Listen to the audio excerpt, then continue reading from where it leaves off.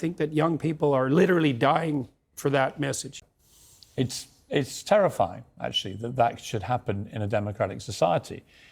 Let me ask you about kids.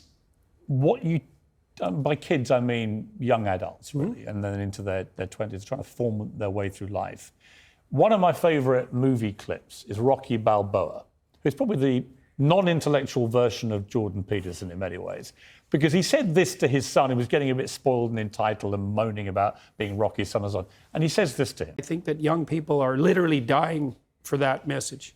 I mean literally, they're so demoralized. It's just beyond belief.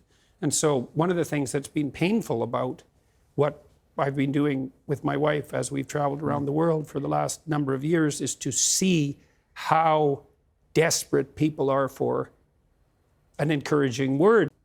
Well, the clip is very interesting because it starts out with the admission that life is brutally difficult and sometimes unbearably brutally difficult. But if you let the misery demoralize you and make you bitter and cynical and cowardly and make you withdraw, then first of all, that's a failure in the highest sense on your part. And the answer is, and this is what Rocky is telling his son in no uncertain terms, is like, terrible as things are, there's a lot more to you than you can possibly imagine. And that if you face those things forthrightly and with some faith and courage, then you can have the adventure of your life and prevail even over catastrophe. And that's true.